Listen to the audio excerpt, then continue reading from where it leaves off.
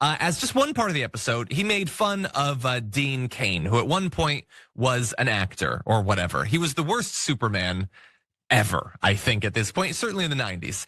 And recently he got back into the news, on Fox News at least, because he had joined ICE or whatever. I don't know. It's like Herschel Walker being a cop. It's like they pin like a plastic badge on his chest and he's very proud of himself. But anyway, what John Oliver said about Dean Cain made Dean Cain very, very angry. And I thought it was hilarious, so we're going to talk about it. John Oliver said, there's an old saying in Hollywood, if all you can get is Dean Cain, you are effed. I'm not saying that ICE isn't finding people. I'm just saying when you're reduced to pinning a badge on the 59-year-old star of the dog who saved Christmas, the dog who saved Christmas Vacation, the dog who saved the holidays, the dog who saved Halloween, the dog who saved Easter, and the dog who saved summer, maybe you're in trouble.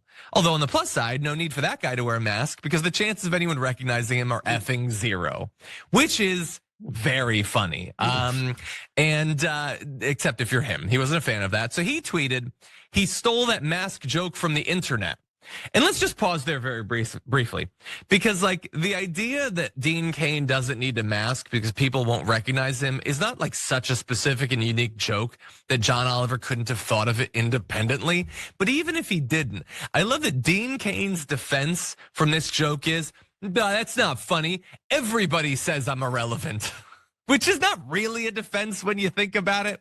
And then he points out that John Oliver thought it was hysterical when Trump said he was going to run for president. Case closed. And first of all, I think it should be hilarious when he decides to run for president. The fact that our country was so disgusting and base that they got him elected doesn't reflect poorly on John Oliver. It reflects poorly on the country. Also, by the way, I guarantee that if we go back, I'm not going to, because nobody should look up Dean Cain and what he was saying about Trump in those first 6 months or so. There were a lot of these Republicans, I will remind you, that were just as dismissive and hated Trump and then eventually had to get on board to stay minimally relevant. It's entirely possible he's one of those.